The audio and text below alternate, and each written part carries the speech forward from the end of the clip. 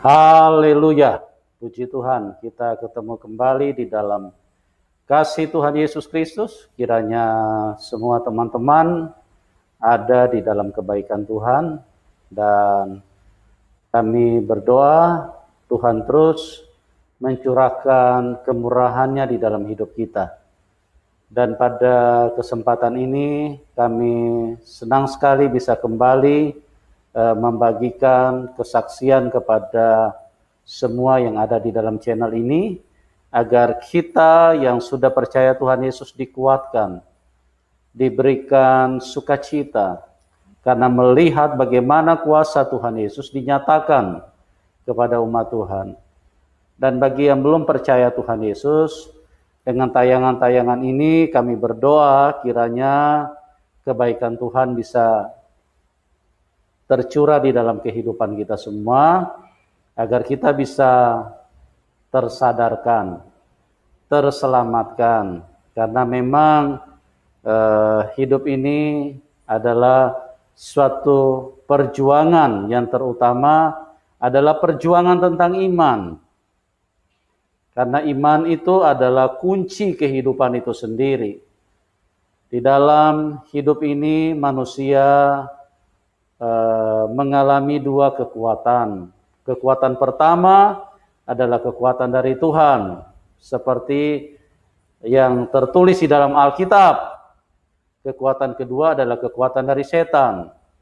Nah, kekuatan yang pertama hadir di dalam hidup manusia dengan tujuan kebaikan, untuk menyelamatkan kita, untuk mengasihi kita, untuk menolong kita, untuk membebaskan kita dari tangan iblis, supaya jangan kita pergi dihukum sama iblis di alam maut.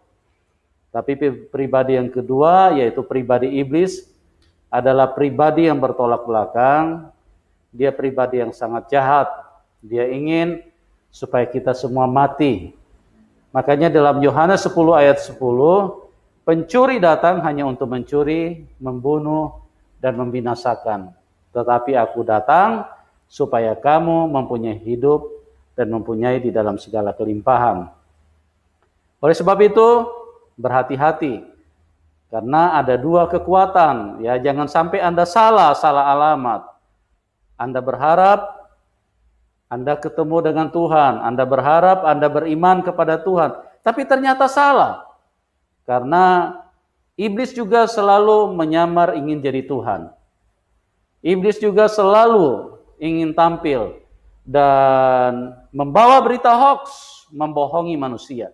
Itu sudah terjadi di Taman Eden, karena itu ada tertulis. Itulah yang ditulis di dalam Alkitab. Bagaimana iblis membohongi Adam dan Hawa, dan akhirnya manusia semua mati. Manusia mati gali kubur karena apa? Karena manusia berhasil dibohongi, ditipu sama setan. Oleh sebab itu jangan sampai Anda tertipu, jangan sampai Anda dibohongi. Karena iblis selalu berkata, masa Tuhan berkolor, masa Tuhan lahir dari rahim wanita, ya, masa Tuhan mati di palang salib. Nah, inilah berita-berita yang selalu disuarakan oleh iblis untuk dimasukkan di dalam pikiran manusia. Kalau Anda mengerti kebenaran, kalau kita mengerti kebenaran, kalau kita baca kebenaran, maka semuanya itu adalah firman Tuhan, yang artinya Tuhan sudah beritahu kita sebelum terjadi. Puji Tuhan, kita akan kembali mendengar sebuah kesaksian yang akan memberkati kita semua. Ya, kita sapa dulu narasumber kita, Mbak Siti. Shalom, Mbak Siti. Pak. Ya, Shalom. apa kabar? Puji Tuhan, baik. Oh, haleluya, haleluya. Puji Tuhan. Ya, terima kasih Mbak Siti sudah hadir, dan banyak teman-teman yang ingin mendengarkan kesaksian Mbak Siti, karena Tuhan Yesus adalah Tuhan yang baik, yang telah menjamah kehidupannya sehingga Mbah beroleh keselamatan yang sempurna, artinya diberi tiket untuk pulang ke surga. Luar biasa sekali ya. Dan juga terima kasih nih sudah hadir. Ya, terima kasih. Nah, teman-teman, bagaimana kisah selengkapnya? Saya akan ngobrol-ngobrol dengan Mbak Siti. Mbak Siti ini kan tadinya dari iman yang berbeda, ya.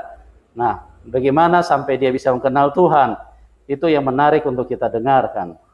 Tapi sebelum lebih jauh, saya mau tanya sedikit nih sama Mbak Siti. Bahkan di dalam latar belakangnya imannya berbeda ya, latar Iya. belakangnya imannya berbeda ya. Iya, Pak. Nah, itu boleh diceritakan nggak Mbak? Itu bagaimana kegiatan-kegiatan Mbak dulu di dalam iman yang lama? Seperti apa Mbak jalankan? Ya, dulu saya kayak layaknya anak kecil biasa dianjurkan untuk sekolah, ikut mengaji, Oh. sholat 5 waktu, puasa sebulan penuh. Eh, Terus dilakukan itu wajib dilakukan oleh Mbak Siti? iya wajib, Pak. Nah, kalau seandainya tidak dilakukan, ada sanksi nggak? Ada. Iya, ya. Sanksi Mungkin dari siapa? Orang tua apa orang dari? tua. Orang tua. Seperti apa sanksinya? Ya pasti dapat omelan ya. Oh, dapat omelan. Dapat dikasih arahan ya. Ah, Harusnya begini jadi anak kayak umumnya anak sekitar. Waktunya ngaji ya ngaji. oh, harus taat. Iya. Oh. Hmm, Ngajinya seminggu sekali apa? setiap hari. Oh, setiap hari. Ya. Oh. Tapi Jumat libur, sorry. Oh. Maaf saya lupa. Jumat, Jumat libur. Jumat sholat berjamaah. Kalau maghrib toh. Oh, kalau maghrib toh, ya. Iya. Oke. Terus bagaimana Mbak Siti menjalankannya? Pernah nggak sampai istilahnya lalai di dalam kegiatan-kegiatan yang diwajibkan itu? Kalau untuk kegiatan wajib itu, misal kita mau lalai, selalu diingatkan sih Pak. Oh. Tapi waktu kerja, udah ndak bareng sama orang tua, ikut bos gitu, kadang ya ndak ada sing inget gitu. Oh, jadi orang tua sudah nggak ingatkan, sudah mulai Agak berkurang. Oh, mulai berkurang. Iya. Ya. Jadi sudah ya tergantung situasi itu ceritanya Iya, Pak. ya. Iya. Oh, tapi tidak mikirin itu ada sanksi dari Tuhannya atau bagaimana? Waktu itu Kan kalau di depan orang tua kita bisa saja pura-pura kan, tapi kalau di Iya. depan Tuhan ada pikiran nggak? Nanti kalau saya nggak jalankan nanti nggak dihukum masuk gitu ya. dihukum ya. Ada sih. Nah, Tapi karena kita udah kerja, udah banyak kegiatan, mungkin ya udah agak kendur sih Pak. Udah agak renggang, nggak segiat waktu kita masih kecil. Oh, gitu ya. Ya. Jadi begitu sudah kerja, situasinya sudah mulai berubah, Iya. sudah mulai berbeda. Iya Pak. Ya. Nah, Mbak Siti, pemahaman Mbak Siti dengan yang non Muslim seperti apa waktu masih di iman yang lama? Kalau saya netral. Ya. Ya, ndak beda ke berteman sama beda agama. Tidak masalah. Tidak masalah. Oh. Ndak mempengaruhi. Gitu Pak. Cuma yang dimengerti sama Mbak Siti, orang Kristen itu seperti apa? Karena dulu saya ikut Misalnya menyembah ya, seperti apa itu? ikut bos itu Kristen Katolik. Di sana itu ada salib, terus ada patungnya. Saya kira yang nyembah patung, Pak. Oh. Makanya terus kayak cara pikirnya, oh mungkin karena ndak sejalan, ndak seiman, banyak perbedaan. Tapi memang didoktrin seperti itu dulu. Pernah diajarkan kalau orang Kristen itu menyembah patung atau bagaimana? Ya ada dengar. Ada dengar. Ada dengar. Oh. Dari cerita gitu. Misalnya pas lihat YouTube, Pak ikut pengajian gitu, ada yang berbicara seperti itu. Ada yang mengajarkan seperti itu. Iya. Makanya jangan sampai ikut Tuhan Yesus. Iya kalau bisa. Dulu sebelum kenal. Iya. Ya, oke lah. Itu luar biasa ya kasih Tuhan ya. Tuhan Yesus itu Tuhan yang baik. Dia tidak marah-marah, dia tidak merasa tersinggung, dia tidak merasa terhina. Wah, ini menghujat nih, kurang ajar nih, ya. Ini menghujat saya, ini melecehkan. Nah, Tuhan tidak seperti itu. Karena dia mengasihi manusia. Dia mengasihi semua, siapapun. Dari latar belakang apapun, dari iman apapun, dari warna kulit apapun, dari suku apapun, dari negara manapun, dia sayang semua. Karena itu semuanya itu diciptakan oleh dia. Itulah Tuhan yang benar, seperti yang ditulis di dalam Matius 28. Marilah kamu yang letih lesu dan berbeban berat, aku akan memberikan kelegaan kepadamu. Ya, dia tidak berkata, marilah kamu orang-orang Kristen, karena aku akan memberi kelegaan kepadamu. Kalau dia berkata seperti itu, saya tidak mau percaya sama dia. Berarti dia Tuhan satu golongan. Dia bukan Tuhan, ya. Dia Tuhan satu kelompok saja. Tapi firman-Nya sempurna. Marilah kamu yang letih lesu dan berbeban berat, karena aku akan memberi kelegaan kepadamu. Luar biasa kan? Dan itu siapa saja, pokoknya yang letih lesu berbeban berat, datang kepada dia. Dan yang lebih luar biasanya, dia Tuhan yang Maha Kuasa. Dia tidak berkata, marilah kamu yang bebannya kecil-kecil, yang ringan-ringan. Karena aku hanya bisa tolong yang ringan-ringan. Kalau yang berat-berat, cari yang lain. Dia tidak seperti itu. Jadi di sini membuktikan bahwa dia adalah Tuhan yang Maha Kuasa. Oke, Mbak Siti. Nah, bagaimana ceritanya nih sampai di dalam perjalanannya bisa mengenal Tuhan Yesus? Waktu itu saya punya teman cowok yang akhirnya sekarang jadi suami saya. Dia sudah beda agama sebelumnya. Mbak Siti tahu nggak waktu ketemu dia, dia agamanya lain gitu? Kayaknya tahu. Kayaknya tahu. Tahu Pak, soalnya dari paras mukanya ada blasteran, dia pasti bukan muslim. Oh, itu berarti dibablas aja ya? Iya. Pokoknya yang penting cinta jalan terus. Oke, terus. Waktu itu belum tumbuh cinta nih. Oh, belum tumbuh cintanya. Teman. Oh, masih teman. Lihat setiap hari. Kan saya kerja, bila pas dia tempat kerjaan itu deket. Sering lihat lah setiap hari. Sering lihat terus kenalan. Jatuh cinta. Ya. Oh, masih belum. Oh, belum. Kenalan dulu, terus saya kerja di luar negeri itu jadi pacaran jarak jauh. Oh, pacaran jarak jauh. Iya. Oke. Terus? Ya, kita pengenalan dulu basa-basi lah dari lewat HP itu. Nah, setelah saya selesai kontrak, saya pulang ke Indonesia, kita ketemuan, diajak ngobrol kok enak, nyambung gitu Pak. Oh, memang sebelumnya sudah pernah pacaran juga? Belum. Oh, belum. Belum. Kita ketemu baru beberapa kali pertemuan, terus saya pergi. Oh, enggak, maksud saya dengan laki-laki lain dulu pernah pacaran? Ada. Tapi tidak enak ngomongnya? Ya, enggak sehati.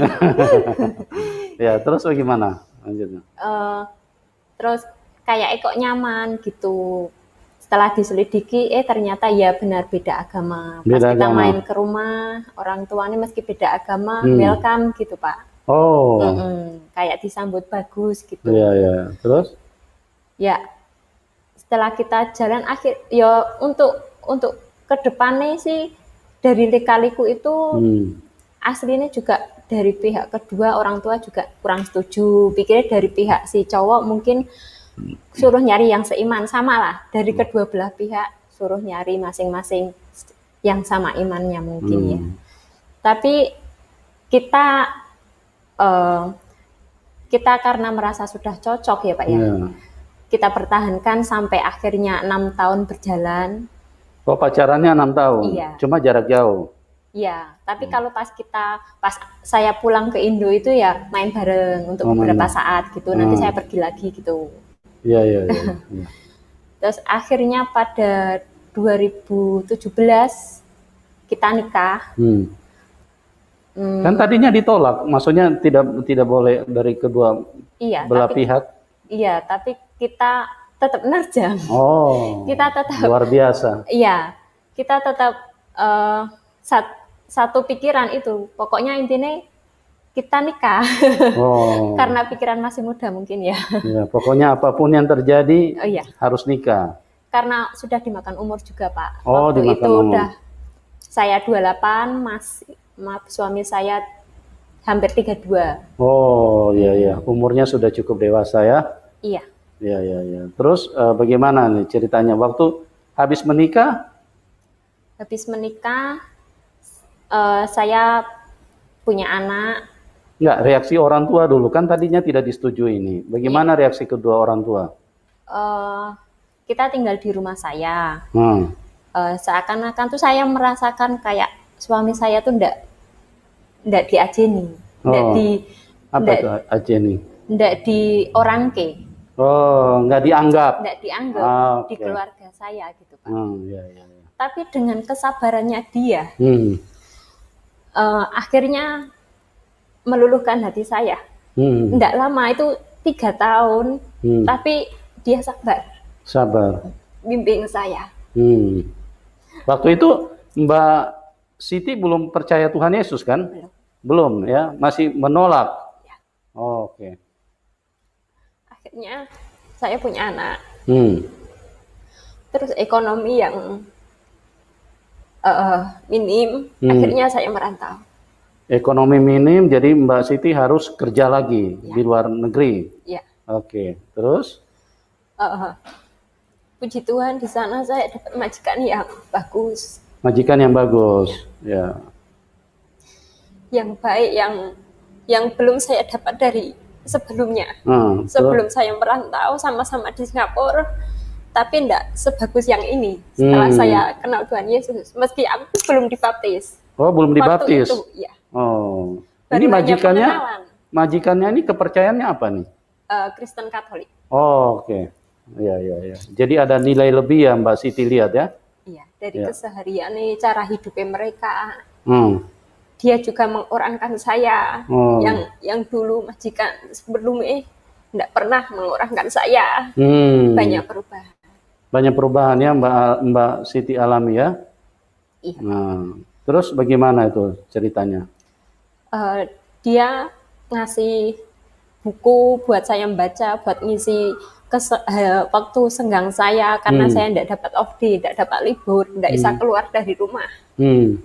Ngasih buku dari banyak buku. Saya cari. Dari buku itu saya temukan sesuatu yang merubah pikiran saya. Itu buku apa boleh tahu? Yang itu kesaksiannya Bu Teresia. Oh, Bu Teresia yang dari India itu? Iya, itu salah satunya juga Bible itu yang majikan saya ngomong sama temennya yang ada di Amerika Serikat kalau suami saya Kristen Protestan. Akhirnya dia ngasih Holy Bible sama saya di paket gitu Pak, lewat kantor pos kan. Terus saya pelajari setiap harinya. Setiap saya selesai bekerja, saya baca di kamar, di waktu senggang saya. Itu nentrem ke hati gitu Pak. Oh. Ya, buat hatinya nyaman gitu Pak. Jadi kata-katanya itu bukan hanya huruf-huruf, tapi ada kuasa gitu. Iya. Yang menjamah hati ya. Iya, seakan-akan itu seperti itu cara pengungkapannya. Jadi kata-kata itu hidup ya. Iya. Oke, itu teman-teman, itulah yang dimaksudkan bahwa firman Tuhan itu hidup. Jadi dia bukan huruf-huruf mati. Karena kalau dia huruf-huruf mati, dia tidak bisa mengubah perasaan. Dia tidak bisa menyentuh hati seseorang. Tapi Mbak Siti ini mengalaminya. Itu bukan hanya sekedar tulisan, bukan hanya sekedar kalimat, bukan hanya sekedar kata-kata, bukan hanya sekedar karangan, tapi dia hidup dan mengubah cara berpikir seseorang. Nah, Mbak Siti bagaimana kelanjutannya? Apa yang Mbak Siti alami setelah? Akhirnya saya nggak bisa lepas dari baca itu, kayak ada ketertarikan terus Pak. Kayak ada daya tarik gitu. Luar biasa. Iya. Baca Holy Bible-nya Alkitab itu. Iya. Terus saya download aplikasi Alkitab itu di HP untuk misalnya kita pergi kemana kan bisa simpel gitu Pak, daripada bawa. Bisa baca lagi ya. Iya. Tadinya sama sekali nggak pernah baca kan? Dulu waktu masih di rumah, yang setelah punya anak itu belum kenal Tuhan Yesus itu, suami ngasih YouTube yang Islam akal sehat itu, tapi saya belum terbuka hatinya, nggak mau denger ke. Yang alasan suaranya disamarke, yang alasan artinya ndak legolilo, belum terima caranya Pak. Hati masih menolak. Iya. Hati masih menolak. Iya. Saya ingat waktu itu. Sekalipun ada penjelasan-penjelasan, ada tayangan-tayangan yang membantu kita untuk mengerti Alkitab, mengerti tentang Tuhan, tapi Mbak Siti masih menolak. Iya. Meskipun dari keseharian perilaku udah baik, udah banyak sabar, dibanding kesabaran saya mungkin lebih panjang suami saya. Oh, luar biasa nih. Iya. Biasanya yang cewek yang sabar. Ya dia yang isang rubah ke, dan saya lihat kesehariannya kehidupan majikan saya di sana. Iya. Banyak yang positif ya Pak ya. Iya. Terus saya ngomong, saya ini ndak bisa ngelanjut ke lebih lama lagi kerja di sini. Kenapa? Saya ada kerinduan, ada pengen lebih dekat dengan Tuhan, pengen pulang, pengen dibaptis. Lah kamu kan bisa baptis di sini. Isa majikannya bilang gitu. Ndak, aku pengen ngerayain bareng sekeluarga gitu. Bareng luar suami biasa. sama anak. Iya. Terus saya nyari juga di sana, meskipun aku belum pulang, itu nyari Andri Tunggal. Channel Andri Tunggal yang bisa memberi semangat saya juga. Iya. Dari semua channel-channel itu tak cari Pak. Aku kayak nyari jalan apa ya, belum aku ketahui sebelumnya ya. Iya. Luar biasa. Iya. Jadi di sana cari-cari channel-channel yang memberikan motivasi, memberikan penjelasan, pengertian yang mengarahkan Mbak Siti kepada Tuhan Yesus. Iya. Yang tanpa ragi, yang pokoknya semua tak jelajahi dari ini satu garis lurus, kayak yang lebih bagus ya Tuhan Yesus. Oh, haleluya ya. Iya. Itu bukan cuma hanya dirasakan, tapi dialami teman-teman ya. Makanya kita hidup ini carilah Tuhan yang benar, yang bisa membawa kita kepada hati tidak bisa dibohongi. Ya, jangan kita terus membenarkan pikiran kita, tapi carilah kebenaran. Mbak Siti, saya mau tanya, dulu waktu menikah secara apa, Mbak? Secara Islam, Pak, di KUA. Berarti suami ngalah dulu waktu itu? Iya, sebelumnya kita ke tempat pendeta dulu, tapi pendeta ngomongin ndak isa, harus baptis dulu. Pendeta ngomong baptis dulu? Iya, ndak isa di tok bene itu ndak isa, harus sesuai hukum, sesuai jalur. Sesuai peraturan, tidak bisa dibohongin di dalam Kristen ya? Benar. Kalau direkayasa nggak bisa, harus baptis dulu. Iya. Ya, memang. Mungkin meskipun aku merengek pun ya tetap percuma. Ya, memang anak Tuhan itu anak terang. Ya, nggak bisa main gelap-gelap. Iya. Nggak bisa nggak dibaptis tapi diberkati. Nggak bisa. Ya. Jadi ceritanya suami pada waktu itu ngalah dulu. Iya. Sampai segitunya. Dan dia ngalah tuh akhirnya keluarga dia yang juga sini sewot. Dia dimarahi sama orang tua, kayak kamu kok balik lagi. Balik. Dulu suami saya Islam, akhirnya di saat lulusan SMA dia percaya Tuhan Yesus dan akhirnya dibaptis dan jadi orang percaya sampai detik ini. Oh, haleluya. Iya. Oke. Terus setelah menikah kan ceritanya ngalah sebentar nih. Iya. Nah, bagaimana kehidupan rumah tangganya?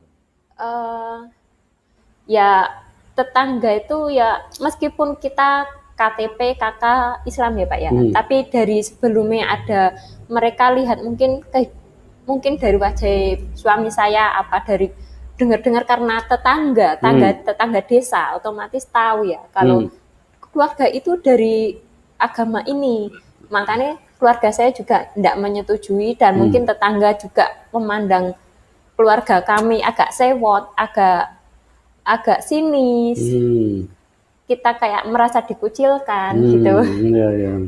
kayak dianggap remeh gitu, Pak. Iya, iya. Dan akhirnya setelah berjalannya waktu 4 tahun baru saya terbuka. Akhirnya saya mengenal Tuhan Yesus dan mau dibaptis dan kita peneguhan di gereja. Peneguhan di gereja, Iya. luar biasa sekali. Iya. Mbak Siti, ayat mana yang benar-benar menguatkan Mbak, meyakinkan Mbak bahwa Tuhan Yesus itu adalah Tuhan?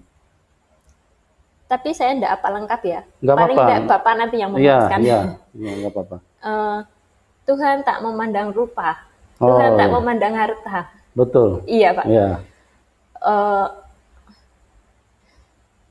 Ya mau menerima kita apa adanya gitu, Iya. Pak. Dalam segala posisi, kondisi, apapun. Iya, Dia betul. mau. Betul. Itu yang membuat saya. Itulah yang seperti tadi saya bilang, Matius 11 ayat 28. Iya. Marilah kamu yang letih lesu dan berbeban berat. Iya.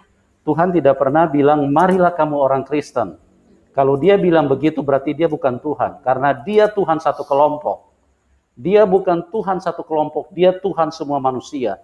Dia yang menciptakan manusia, mana mungkin dia bisa beda-bedakan manusia. Semua disayangi dia. Yang membeda-bedakan itu hanya manusia sesama manusia. Karena apa? Karena pikiran manusia sudah dibodohin setan. Dan yang mengajar kita menjadi terpecah-pecah, terpisah-pisah itu adalah setan. Karena setan itu adalah pemecah belah. Dia ingin membuat kita saling iri hati, saling benci, bahkan kalau perlu saling bunuh. Ya, karena memang setan itu haus darah. Oleh sebab itu berhati-hati. Jangan sampai kita di dalam hidup ini kita ternyata salah beriman. Ya, perhatikan baik-baik karena iman itu penting. Iman itu adalah keselamatan kehidupan kekal kita. Nah, bagaimana kelanjutannya, Mbak? Setelah Mbak mengambil keputusan dan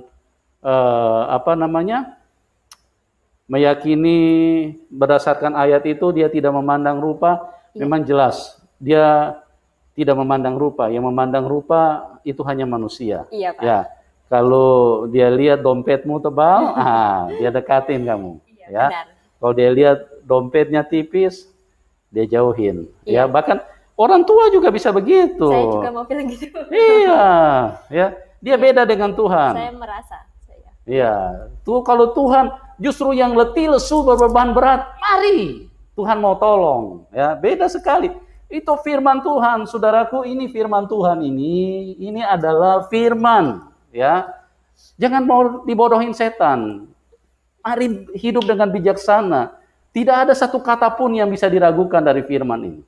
Marilah kamu yang letih lesu dan berbeban berat. Mau cari di mana firman seperti ini? Dia Tuhan yang mengasihi kita.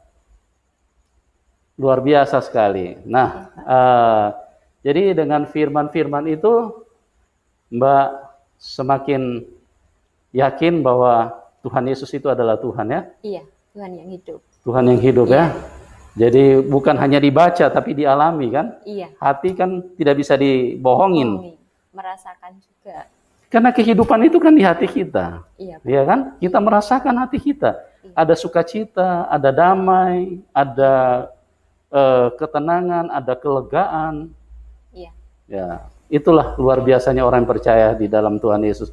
Nah, Mbak, saya mau tanya nih, Mbak Siti, setelah percaya Tuhan Yesus, bagaimana reaksi orang-orang lain? Pasti banyak tantangannya. Iya. Seperti apa? Yang di lingkungan itu ya meremehkan ya, Pak. Kalau misalnya kayak menganggap rendah, bahkan kadang meh papasan aja kadang ya agak sinis. Pak lewat jalan lain gitu. Lewat jalan sana aja. Menghindar. Iya, menghindar. Ya kita mungkin orang itu ada masalah lain, anggap positif aja. Kita cara pikirnya semua yang positif aja dulu. Soal orang mungkin karena pikiran mereka belum dibuka ya sebisa mungkin saya pribadi ingin berbagi cerita baik, bahagia, kabar baik. Tapi kayak teman saya contohnya, setelah saya terima Tuhan Yesus, misalnya saya ada video terus saya share ke WhatsApp, itu mereka malah maki-maki. Oh. Iya, mungkin belum dibuka ya, tapi ya itu resiko. Iya. Ya, maki-maki dan akhirnya kita ada jarak.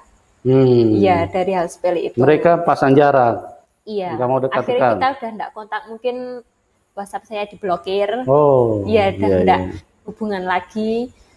Terus ya udah, kita enggak lanjut terus. Yang saya rasakan kalau di masyarakat itu ya itu kayak enggak nyaman, malahan kayak iya ya. Diremehke, tapi kalau kita pergi ke gereja, meskipun saya orang baru di sana, mereka welcome. Saya duduk di luar nunggu suami yang masih sibuk sama anak, mereka bilang, ayo masuk enggak apa-apa. Langsung welcome meskipun belum kenal, Pak. Iya. Karena Mbak Siti tahu nggak kenapa seperti itu? Kenapa? Karena kita di dalam Tuhan Yesus, kita dipersatukan oleh darah Tuhan. Iya. Anak itu terlahir melalui darah kita, darah daging, ya kan? Makanya kita ini menjadi keluarga Allah, keluarganya Tuhan.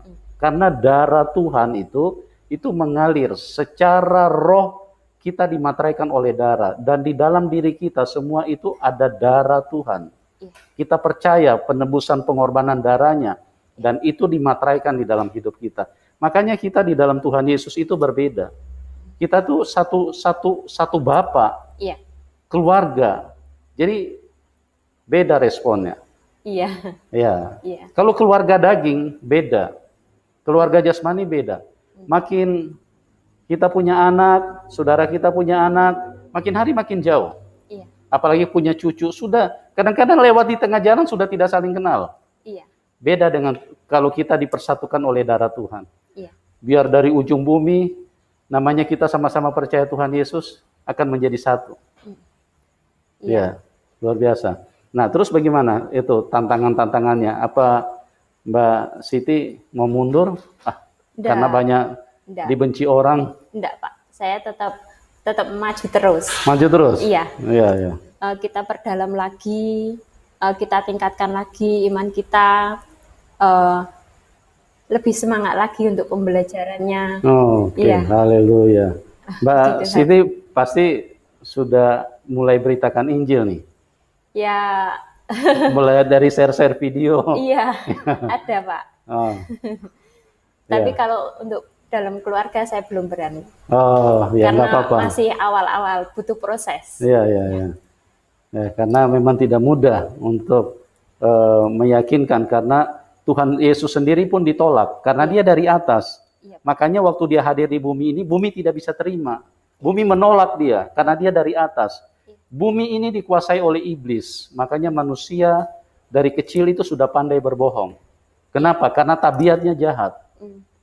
Padahal tidak ada manusia yang suka dibohongi. Betul kan? Betul. Tidak ada manusia. Istri kalau mau cari suami, jangan bohongi saya ya. Suami juga. Jangan bohongi saya. Ya, Pak, ya? Iya, tapi dalam keadaan kepepet saling bohongin kan? Iya kan? Itu. Kenapa? Manusia tidak ada yang suka dibohongin. Tapi manusia ada di dalam dunia ini tabiatnya jahat. Makanya waktu Tuhan Yesus datang dengan tabiat kebaikan, dengan kasihnya yang begitu luar biasa, dunia marah. Dunia menolak. Gitu. Jadi Mbak Siti jangan kaget. Kalau begitu percaya Tuhan Yesus, nanti banyak yang tidak terima. Ya enggak saya tok kan, Pak. Banyak orang juga merasa seperti itu. Jadi kita untuk enggak matahke semangat. Tetap semangat terus. Enggak cuma kita yang ngerasake, banyak orang juga yang ngerasake. Gitu. Haleluya. Ya. Luar biasa. Ya. Mbak Siti, walaupun Mbak Siti baru percaya Tuhan Yesus, pasti Tuhan Yesus sudah menyatakan mujizat nih. Amin, ya kan? Puji Tuhan. Kira-kira satu saja, mujizat apa yang pernah terjadi bahwa Tuhan Yesus membuktikan bahwa Dia Maha Kuasa? Silakan, Mbak. Saya sadar diri kalau anak saya spesial. Amin, enggak spesial terlalu, bukan saya meninggi-ninggikan anak saya, itu enggak. Dia sering rewel kalau di acara, kelamaan tuh dia bosen, Pak. Kalau dalam gereja lama dia selalu rewel, paling hanya sebentar nanti diselimur kayak gitu. Nah, malam sebelum saya peneguhan itu, saya tumpang tangan, saya doain dia. Semoga besok acara lancar semua. Anak ndak rewel. Dan puji Tuhan semua lancar, anak ndak rewel. Oh, haleluya. Ada jamahan itu. Iya. Yang saya buktikan. Kuasa Tuhan dinyatakan Bekerja, ya. iya. Wah, jadi Tuhan Yesus itu bukan huruf-huruf, tapi dia memang firman. Iya. Apa yang dia tulis bahwa dia Allah yang setia, yang menyertai kita dan yang memberikan pertolongan, kelegaan kepada kita. Iya, Pak. Ya, luar biasa ya. Iya. Tuhan Yesus baik sekali. Ya, puji Tuhan. Ya. Saya mengucap syukur. Iya, haleluya. Mbak Siti, Ya, Pak. ini kan banyak teman-teman yang belum kenal Tuhan Yesus. Mungkin Mbak Siti ada pesan buat mereka. Singkat saja, apa pesan Mbak Siti buat mereka? Oke, Pak. Ya. Ya, kalau melihat tanda-tanda dunia ya mungkin mungkin banyak masalah, mungkin banyak musibah. Alangkah baiknya kalau kita perdalam lagi kita dalam beragama, dalam beriman, nyari kebenaran. Cari kebenaran, cari Iya. Tuhan yang benar. Iya, benar-benar yang bisa membantu kita, yang bisa menolong kita, yang hidup, yang bisa menjamin kita untuk selamat. Yang bisa memberikan kuasanya ya, yang Iya, menyatakan kuasanya kepada kita Iya. ya. Ya, ingat teman-teman, waktu ini singkat. Hidup ini adalah kesempatan. Jangan sampai terlambat. Jangan sampai Anda mati belum kenal Tuhan yang benar. Karena hanya Tuhan yang benar yang bisa membawa kita ke surga. Dia bukan hanya berfirman, tapi dia buktikan 2000 tahun yang lalu dia terangkat naik ke surga. Disaksikan oleh banyak orang. Ya, bahkan di Indonesia pun diperingati hari kenaikan Tuhan Yesus ke surga.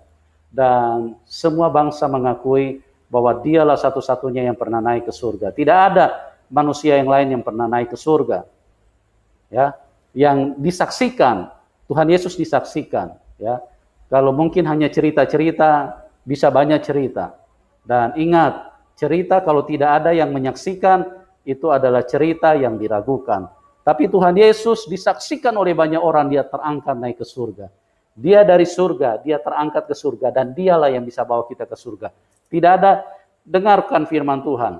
Kisah 4 ayat 12, di bawah kolong langit ini tidak ada nama lain yang olehnya manusia bisa diselamatkan, kecuali di dalam nama Tuhan Yesus. Permisi tanya nih teman-teman, Anda tinggal di mana? Di kolong langit apa di atas kolong langit? Selama Anda tinggal di kolong langit, dengarkan. Kisah 4 ayat 12, tidak ada nama lain yang olehnya manusia bisa diselamatkan. Oke, terima kasih buat Mbak Siti atas kesaksiannya yang luar biasa. Dan doa kami menyertai Mbak Siti supaya semakin kuat, walaupun sekalipun tantangan, bahkan mungkin aniaya, bahkan mungkin kita bisa dibunuh karena nama Tuhan Yesus. Tapi percayalah, Tuhan Yesus itu adalah kekuatan yang luar biasa dan dia menyertai kita sampai selama-lamanya. Amin. Oke. Terima kasih juga buat teman-teman yang sudah hadir di dalam link ini. Tuhan memberkati, doa kami buat Anda semua. Dan kita akan berjumpa di program selanjutnya. Dan salam kemenangan buat kita semua. Amin. Amin.